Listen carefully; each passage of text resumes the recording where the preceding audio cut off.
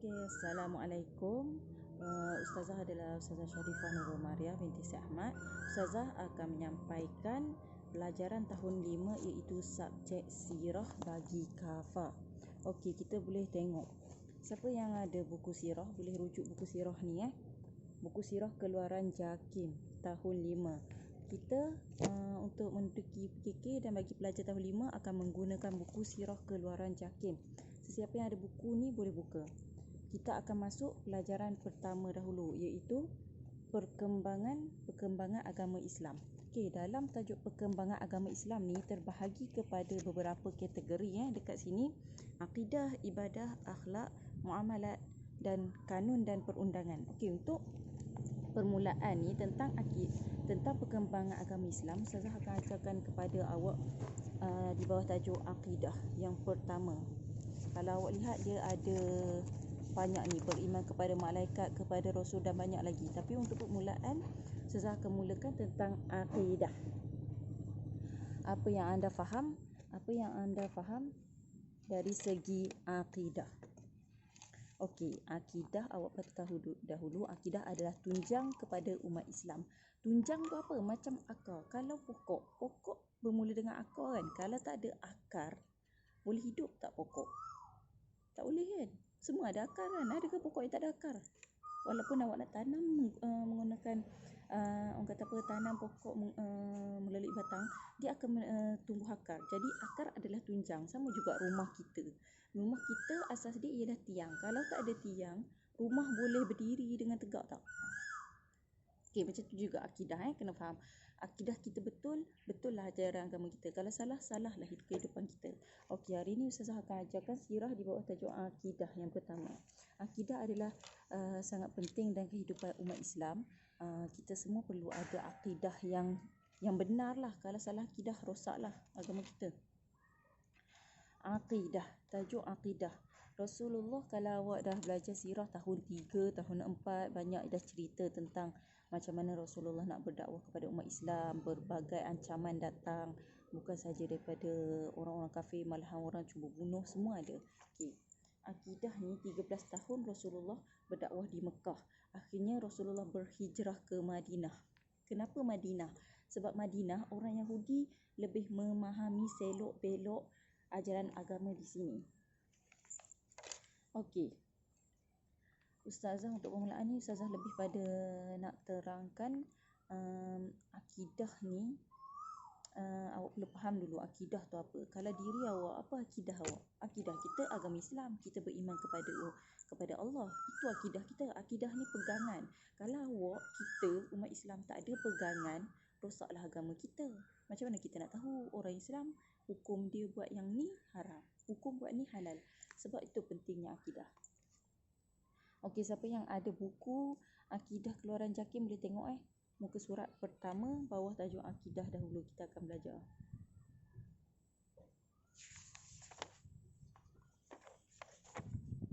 Okey. Tengok perenggan kedua. Madinah merupakan tempat yang paling sesuai kerana penduduknya lebih memahami selok-belok agama, khususnya kaum Yahudi. Kaum Yahudi ni memahami selok-belok Madinah. Sebab itulah Nabi pilih Madinah untuk hijrah di situ. Pada awal dakwah Rasulullah, baginda menekankan perihal akidah. Akidah merupakan tunjang kepada agama dan kekuatan umat. Macam Ustazah cakap tadi, akidah ni adalah tunjang kekuatan kita. Kalau awak nak lebih faham akidah tu apa, macam mana Ustazah nak cakap? Akidah ni pegangan. Apa yang awak percaya? Macam sekarang kita percaya agama Islam, kita percaya pada Allah. Tapi kita nampak tak Allah? Tak nampak kan? Macam mana kita boleh percaya? Itulah yang kata akidah, pegangan, iman dalam tu. Sebab kita percaya, kita dilahirkan, kita dari ajar dan kita percaya yang Allah tu wujud walaupun kita tak nampak. Itu akidah kita. Pegang elok tu. Tunjang. Tak ada akidah, rosaklah agama. Okey, kemudian baginda menekankan perihal akidah.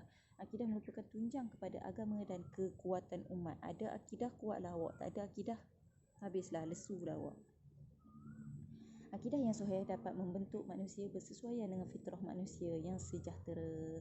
Akidah yang sahih, akidah yang betul, barulah menjadikan fitrah manusia sejahtera. Kalau tak betul, belajar ajaran sesat, macam mana nak sejahtera? Okey, berhubung dengan keimanan. Akidah ni berhubung dengan keimanan kepada Allah, keimanan kepada malaikat, kitab, rasul, hari kiamat dan qada qadar. Itulah 6 rukun iman yang awak tahu. Beriman kepada Allah, beriman kepada malaikat, beriman kepada kitab, beriman kepada rasul, beriman pada hari kiamat dan juga beriman kepada qada dan qadar. Itulah akidah. Okey, apa pula beriman kepada Allah? Beriman ni awak percaya Allah ada walaupun awak tak nampak. Dan macam mana menunjukkan awak percaya Allah ada? Awak solat. Awak solat kan dikatakan kita sembah Allah. Ke awak nampak siapa awak sembah? Tak nampak kan? Itu beriman kepada Allah lah. Kemudian yang kedua, kita beriman kepada malaikat. Kita tak nampak wajah malaikat, tapi kita tahu tak yang malaikat ada di sekeliling kita untuk mencatat tugas-tugas. Betul tak? Macam tu juga beriman kepada kitab. Beriman kepada kitab ni, kita percaya kitab Al-Quran. Kita umat siapa kena tahu dulu? Kita umat Nabi Muhammad. Nabi Muhammad kitabnya adalah Al-Quran. Jadi itulah beriman kepada kitab. Kita membaca Al-Quran. Kalau zaman Nabi lain, kitab dia lain. Nabi Musa, kitab Taurat. Nabi lain, kitab lain dah. Macam tu. Kita umat Nabi Muhammad. Awak kena tahu. Umat terakhir. Tiada lagi umat selepas ni. Kemudian kita beriman kepada Rasul. Beriman kepada Rasul tu awak mempercayai adanya Rasul-Rasul terdahulu. Kita tak pernah jumpa tapi kita percaya yang ada Rasul-Rasul terdahulu. Itulah beriman kepada Rasul. Beriman kepada hari kiamat. Kita tak nampak hari kiamat tapi kita tahu yang hari kiamat akan ada. Orang Islam lah tu, kita lah tu. Kalau awak tak percaya hari kiamat, beriman tak lagi. Dan yang terakhir, beriman kepada qada dan qadar. Okey, qada dan qadar ni ialah awak percaya apa yang berlaku ni semua ada hikmah. Apa yang terjadi pada diri awak, Allah dah atur dah. Itulah qada dan qadar. Contoh, okey, Ustazah bagi kategori kanak-kanak. Awak nak beli sangat mainan yang awak suka tu. Tiba-tiba awak hampir dah nak ambil, nak bayar. Tiba-tiba waktu nak scan tak dapat. Peniaga kata Siri dia dah rosak ke apa. Macam itulah beriman.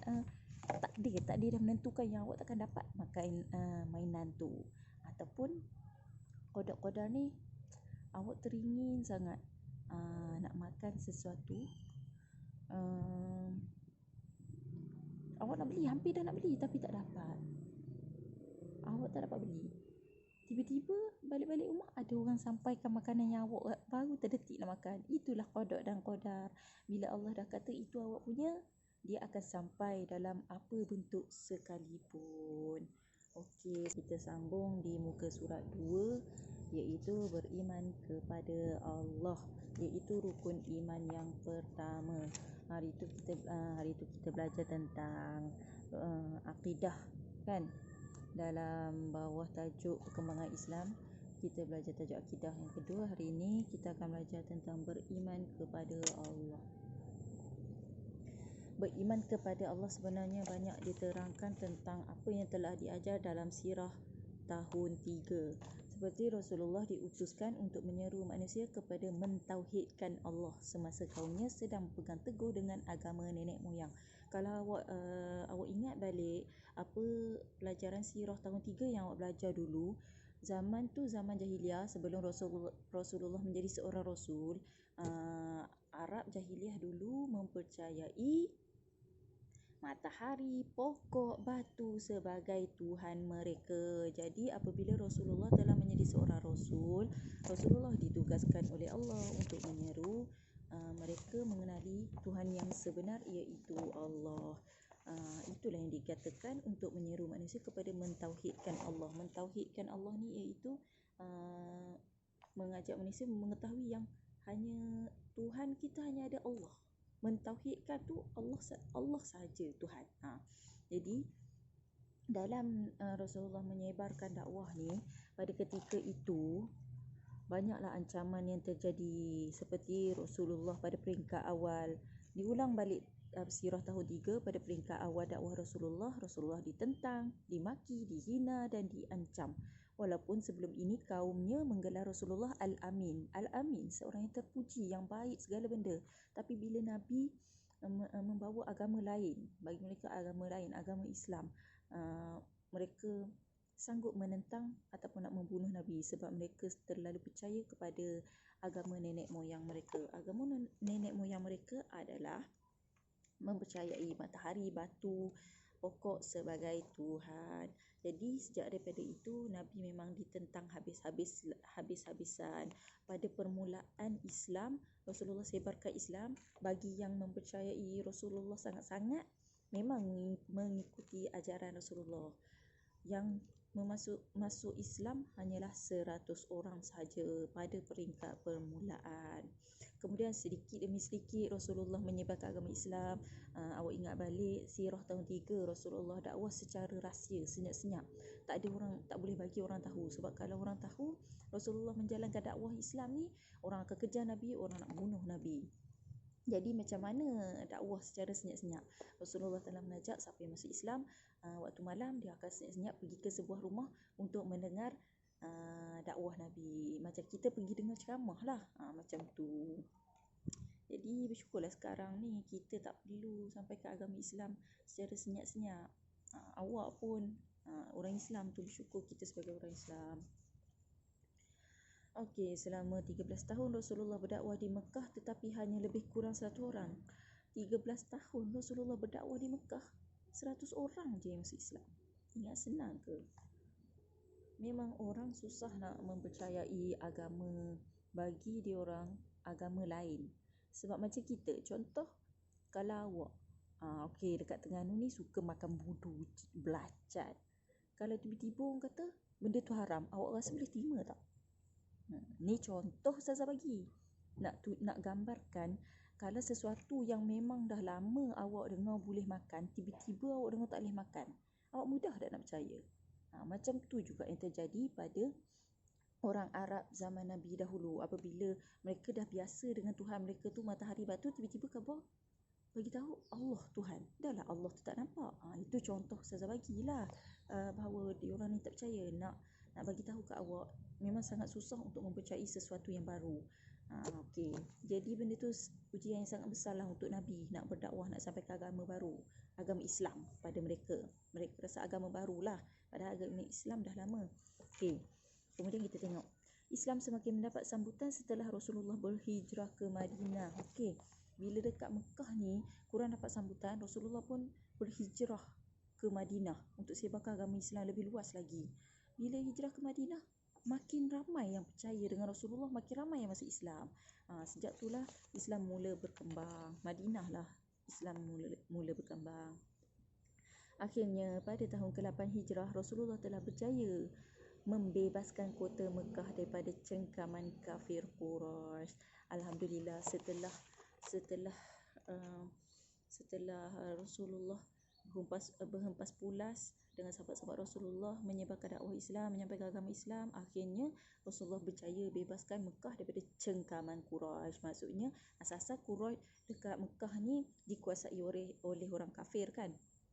Apabila Islam makin berkembang, ramai orang makin percaya Islam, jadi dekat Mekah pun ramai orang Islam. Jadi yang memerintah Mekah dapatlah kepada orang Islam kembali. Okey.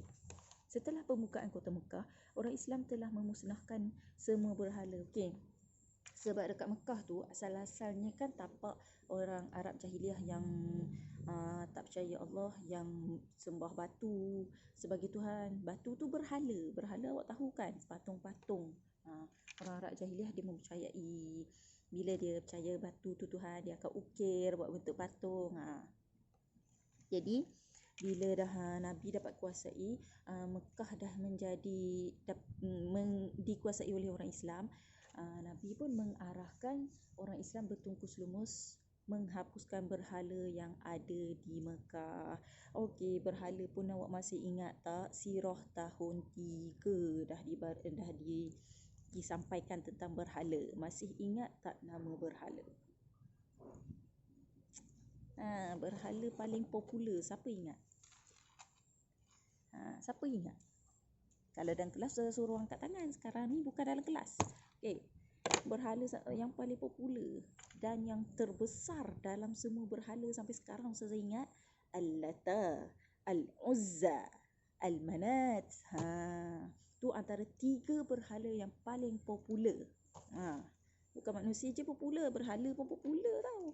Sebab kalau kita boleh perhatikan sendiri, berhala ni kalau awak tengok, dia ada bentuk macam-macam, rupa macam-macam. Okey, jadi 3 berhala ni adalah yang terbesar dan terpopular. Okey. Tapi kalau keseluruhan berhala yang wujud di Mekah pada ketika itu, ada 360 berhala. Banyak tak? Banyak sangat.